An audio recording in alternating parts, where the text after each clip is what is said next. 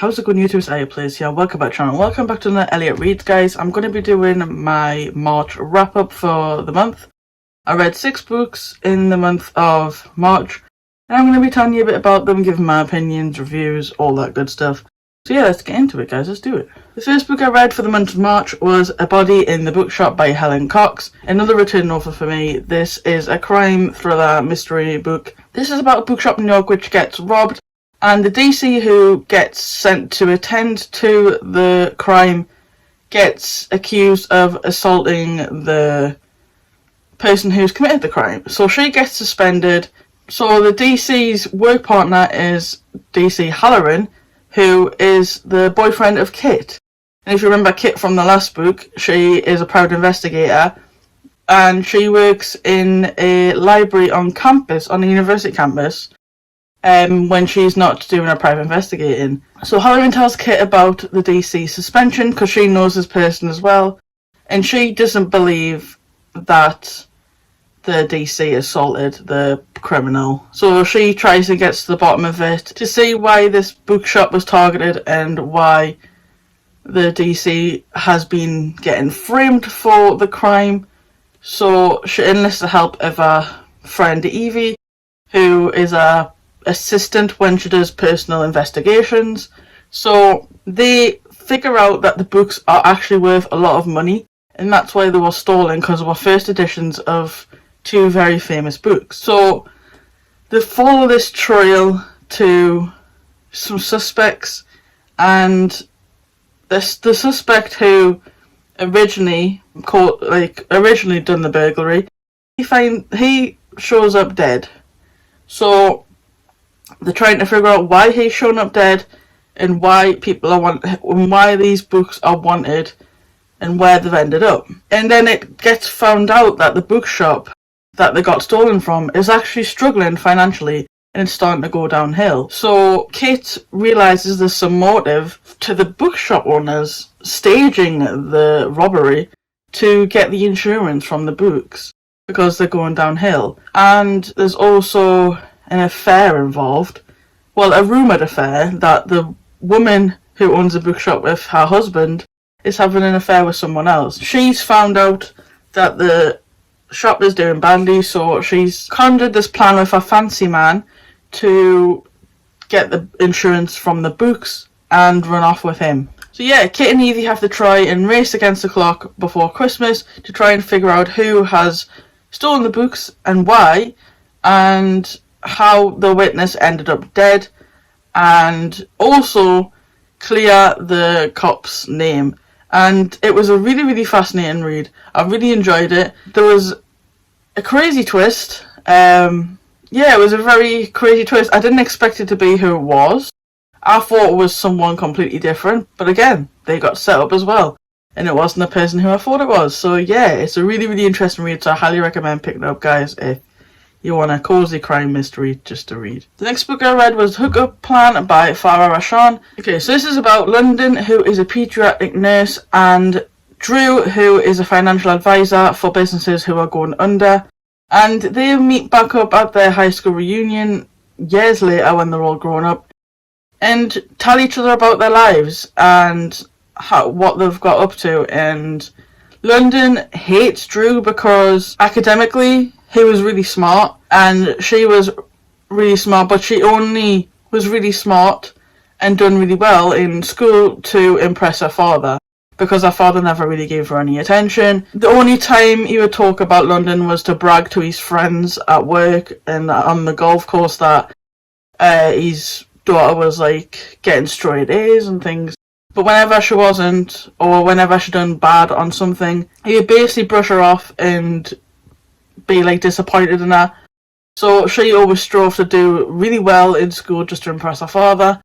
And Drew fancied her in high school, so to impress her, he started studying like crazy, and he became academically the same level as London. So when Drew started doing this, it started to take her father's attention away from London, and that's why she has a grudge against Drew all these years, because he academically was smart, and he didn't know that what was going on behind London's closed doors, so he didn't know that her father wasn't the type of father who, regardless of what his daughter got academically or no matter how she was doing in school, he just wasn't pleased with her unless it was straight A's that he could brag about to his friends. So the hospital where London works is going under because it's having financial problems. Drew is back in Austin to try and help the hospital financially by doing cuts and things to certain things that they're using too much of or anything like that. While he is here in Austin for them few months, London decides to hook up with him.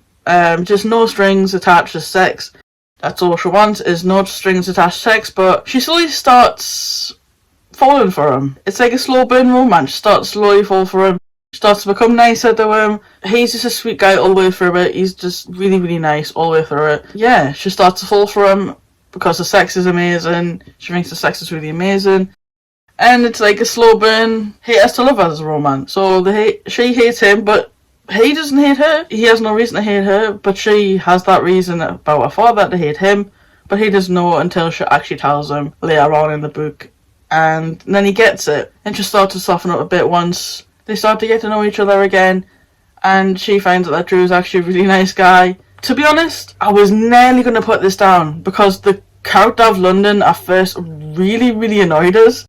She was just so much of a jerk to Drew that there was like no need for it. Just like the amount of times that she was just horrible to him for no reason, for her own thing. Like, that's her own problems. Like, Drew didn't know. Drew didn't have anything to do with it. It wasn't his fault that your father didn't approve of you. But yet you were still a complete jerk to him. And it just, oh my god. It's just done my head in for half of the book. Now when she started to become nicer to him, then I could handle it. But I nearly did put this book down because she annoyed me so much. Just how horrible she was. But Drew was a sweetheart all the way through. I really liked Drew. Drew was my favourite character in this. London just pissed me off quite a lot in the book, so it was a really, really nice read. It was nice seeing Drew try to get onto her soft side and try and lure her around into being like, yeah, I actually am a good guy. I didn't mean to academically overshadow you or anything. I just liked you and I wanted to impress you. So when she finds out, obviously she starts to soften up and things, so yeah, it was a really, really good read and I really enjoyed it.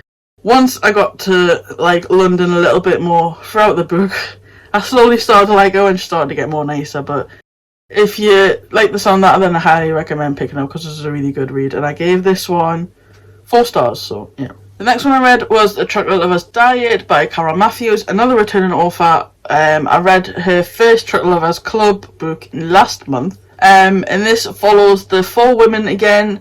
Lucy, who last book got with Aiden, her boss, and they were in a fabulous relationship. It was all going really well, but he's still in Australia promoting the company, branching out into Australia with the company that they're with. And she rings him like on like Skype or whatever they were using. She rings him on Skype and she sees a woman in his bedroom with him, and he's stark butt naked. But it turns out it wasn't actually Aiden, it was his brother who had come to stay with him and who had come to use his apartment while he was back in England because he was flying back over to England and she didn't know. And he was coming to surprise her. So her thinking that she cheated on him, goes and sleeps with her ex Marcus while they're still together. So yeah, and we all know who Marcus was. Do you remember Marcus? The dumbass who always cheated on her and then came back expected to be taken back with open arms. And she took him back with open arms because she's a silly bugger. And yeah, so she sleeps with him and that makes him get attached to her again. So he's keep badgering her to get back together and everything like that. So she tells Aiden what happened when he gets back and they go to dinner. And he completely shuts her down and doesn't want anything to do with her anymore because obviously she's broke his heart and cheated on him. And she should know better because she knows how it feels. It's her trying to get him back throughout the book while also considering staying with Marcus. I don't know what's going through this woman's head. She's a bit crazy because why would you go back to an ex who cheated on you constantly and made you feel so insecure? You know, I don't know why. And now we've got Nadia who's dealing with a husband with gambling problems who said he had stopped. So she moved in with Chantal because he didn't stop the gambling, and she found out that in the last book he didn't stop the gambling. But he's told her in this book that he has, and he's kept it up. Yeah, so she believes him and moves back in. And it's all going really fine. He hasn't been on any gambling sites that she can see of. Like, the computer's completely clear of the history of gambling or anything like that. And then he mysteriously disappears. So she goes on the hunt for him when she finds out that he hadn't turned up to work and that he actually had gone to Vegas to gamble. So she follows his ass to Vegas, and fortunately he's got himself in much more debt, and some people are after him because of this debt. So he unalives himself in front of her, throws himself off a building, and throughout the rest of the book she has to deal with that grief while bringing up a son that no longer has a father, because he had a gambling addiction that went too far, which is really sad. And then all the ladies help her out with this mourning and trying to get her past the grief of losing her husband due to gambling. And then we've got Autumn, who is in a relationship with a black man, and her parents are pretty much Humpty Dumpty and up there in the upper classes. So her parents aren't really into the idea of interracial relationships, I think that's what it's called. So they disapprove, but she still wants to introduce them to our boyfriend because she's happy and she just wants them to be happy for her. So they go to Christmas dinner and it's a complete disaster. A drug addicted brother shows up and he just ruins it all completely and ends up in the hospital. So yeah, not fun for her. So in this novel it's Autumn trying to help our brother all of the time and get him out of the situations he gets himself in, because he ends up in the hospital due to owing people money for drugs. So yeah, it's about her trying to kick the habit of trying to help our brother at every downfall that he has and to let him learn his mistakes on his own. So that's what she's happening with her in the book. And then we have Chantal, who finds out that she's pregnant, but she doesn't know who the father is, because in the last book, our marriage was falling apart to Ted, her husband. So she looked for sex elsewhere. She looks for passion and sex elsewhere. She hired a sex worker called Jacob, so it could be his. And then she slept with a guy at a hotel who robbed her, so it could be his. So she's trying to figure out who the baby is, and she tells Ted, her husband, that she's pregnant, but she doesn't know if it's his. And he, of course, tells her that he's already seen someone else and he's got them pregnant as well. His newest relationship breaks down. Him and Chantal tried to work their marriage out and put it all aside and just try and become a family again, because Ted says even if it's not his baby, he'll still raise it like it's his own, so that's a good thing. So that's what's happening with Chantal in this book. They come to Chocolate Heaven, have some chocolate and put the world to right.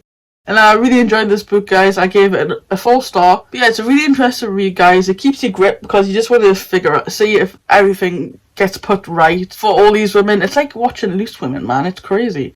You just want to see if it goes right for them. It's like following an episode of a really, really dramatic soap opera. So it's like, yeah, I want to see what happens. I want to see what else drama goes on and if they can solve it with chocolate and a plan. So yeah, it's really good and I really highly recommend it. Okay guys, next book I read was The Curator by M.W. Craven. Another return offer for me, guys. I always give this guy 5 stars for my books, so we'll see if I give him a 5 star for this one. This is about Detective Sergeant Poe and his assistant Tilly.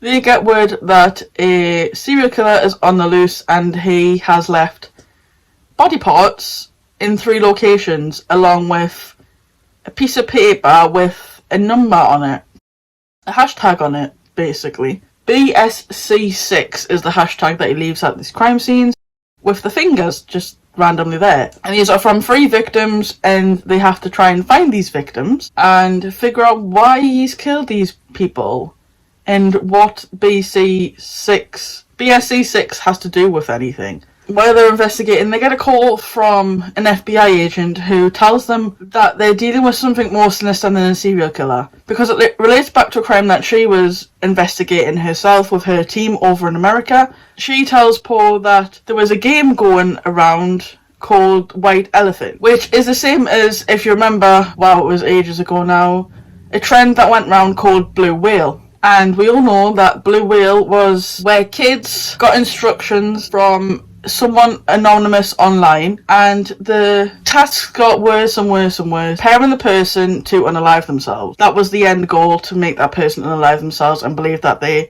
had to unalive themselves, and that they needed to unalive themselves because they didn't have any purpose in the world, sort of thing. So that's kind of what this book is based on. So there's a new trend called White Elephant in America, which this FBI agent Melody was investigating, and she was trying to find the creator of it all, the guy who calls himself the Curator. She was trying to find him and track him down, but obviously didn't have the technology to search the black web, because everyone's untraceable on the black web unless you have the right person and the right equipment. So she tells Paul about this, and he follows that into his investigation, and he actually arrests a brother and a sister. And the brother tells Poe that he has been taking part in a trend that is in the UK called the Black Swan. He's taken part in the Black Swan with his sister, and the end goal for that one is murder. So we're leading up to murdering someone. But with 3 bodies, Paul thinks that they've already done it. So he's questioning them and trying to find out who their curator was. Him and Tilly are trying to run against the clock to try and find the curator before anything else happens or any more murders take place. So it leads him to a case of a guy who spilt oil. Like, he couldn't be bothered to take it to the place that I needed to go to. So he contaminated a river where kids played originally. So he got arrested for that, and he got found not guilty, and it pissed a lot of people off, and the 3 people who got killed were actually members of the jury. So Paul has to protect the guy who was in the seat to be convicted, because the curator's going after him next. He's going after members of the jury and the main guy who didn't get found guilty. So they're trying to figure out if it connects to the company that the guy worked for and things, if they've got a hit out on him, or if they've hired someone to take that hit out on them. It was just a gripping read, guys. It was really, really gripping. I couldn't put this book down because I wanted to find out who it was and if they captured the person who it was. The twist was crazy. I didn't expect it to be who it was. I didn't expect the person to be the person who hired them, and the reason they hired them. It was just baffling that they could do that. Like, it was crazy. So if you want to find out what I'm going on about and find the shocking twist of this book that keeps you freaking gripped, then I highly suggest you pick up this book, man. It's so crazy. I was just hooked. I couldn't put it down. And I gave it 5 stars as usual, guys. Just such an amazing writer M.W. Craven is. Every time I see his book in the shop, I always have to pick it up because I know it's going to be a 5-star read, and I thoroughly enjoy his work. So I highly recommend it, guys. So yeah. Okay, guys, the next one I read was 50/50 by Steve Kavanagh. This is about 2 sisters who find their father murdered, and they both call 911 and blame each other. So 2 defense lawyers, Eddie Flynn and Kate Brooks, take on a sister each to prove that they're innocent. They both have motive to kill the father, and there's evidence against both sisters to prove that they done it either singly or together. So they have a hair in the stab wound, which is belonging to Sophia, one of the sisters, and then they have a bite mark on the torso of the father that belongs to Alexandra. It's the defense lawyer's job to try and back the sister that they believe to be innocent and try and get them not convicted of murder. But like I said, the evidence is piling up against them. More and more come to the surface as the book goes on, but as well as following the defence lawyers, we follow one of the sisters in the book as well. But we don't know who it is because the chapter are just called She. So when we follow the sister, it's just called She, and she's starting to take out the people who could prove that she's guilty. So anyone like our father's will makers or anything like that, because our father was worth a lot of money, and when he died, they were going to inherit the house that he lived in, like the mansion that he lived in, which was worth like 4 million, and then they got like 10 million on top of that because the father was very, very rich. He was the mayor, so he was worth a lot of money. So they had motive to kill him. They both had motive to kill him, and there's evidence against both of them. So the DA are trying to get them both convicted of murder, saying that they work together, and Eddie and Kate are trying to get the sister, who they believe is innocent, the innocent verdict, and the other one the guilty verdict. And it was just a gripping read. I couldn't put it down because there were so many twists and turns. I just wanted to know more. I had my suspicions who it was. Like, throughout the book, it chops and changes because you find this evidence against one of them and then this evidence comes up for the other one. So it's like you're on the jury yourself trying to figure out who it is. It's really well written, so it makes you feel like you're on the jury yourself and you're seeing it through just the eyes of the court and just trying to figure out with everyone else who is the murderer, and it's really cool. So I really enjoyed this book, guys. I gave it a 5-star. Thoroughly enjoyed it. So good. So yeah, I highly recommend, if you want to find out which sister killed their father, then pick it up, guys. It's a brilliant read. So gripping. The twists and turns are just crazy. So yeah, pick it up, guys. It's a good book. The last one I read, guys, was All the Lonely People by Mike Gale. Yeah, guys, this one is about a guy called Hubert who comes over from Jamaica in the 50s to the UK to find work because there's no work in Jamaica when he comes of age to be able to work. So he comes over to the UK with his friend Gus, and they start to get jobs and things in the UK. So they both come over in the 50s when it wasn't accepted of people of colour to be over here. So they become the victims of a lot of racial abuse, which is very sad to see and very sad to read. While he's working at one of the places that he's working, he meets a girl there, a white girl there, called Joyce. And she sees past that. She just sees him, obviously, as a normal person, which he is. And she doesn't care about the colour of his skin. And they start a relationship together. But obviously she does want to tell anyone that they're in a relationship because of him being of colour. They're still carrying a relationship, and this is in the 50s, leading up to, like, it goes through the years of, like, the time he's been here. So they get together, she falls pregnant, so she has to tell her parents, obviously, in the end, that she's in an interracial relationship. They don't take it well. They kick her out because of this. So Hubert marries her, and they bring up their kids together, alone, away from her family, because they don't accept Hubert for who he is. It follows him throughout that part of his life when he meets Joyce, has the children, and so on and so forth. Him dealing with racism in the 50s, 60s, and so forth. Then it follows him in present when he is older and his daughter is older and she's off in Australia. Because she wanted to do her doctorate over there, she went over to be a nurse. So she rings him every week and they discuss what they've been up to that week. And because Hubert lost Joyce a while back, I think it was 10 years when we meet him in the present that he had lost her. And it still hits him very hard. He shut off all his friends, he shut off the outside world. He just became a recluse who sat in and just kept himself to himself and just sits and watches TV and feeds his cat and just sits with his cat. And he's happily to do that, but his daughter worries about him, so she tells him to go to an over 60s club. He tells her the next time she rings that he did go, and that he met some lovely people and he made some friends. But of course he didn't. These friends are made up, and he makes up scenarios that they've done. Like, he'll say, oh, we've been to bingo, we've been to the shopping centre, we had a really good time. Then Dennis cooked a Sunday dinner and things. Because he doesn't want to worry his daughter, and thinking that he's not doing well still, and that he's just become this recluse. Because she'll move back over from Australia to look after him. So he doesn't want that to happen, because he wants his daughter to live her life and be happy. She tells him that she's going to come over for a visit in 4 months. So he panics, because he's made up these friends in his head, and he's got no one to introduce his daughter to. So she knows that she'll worry when she comes over.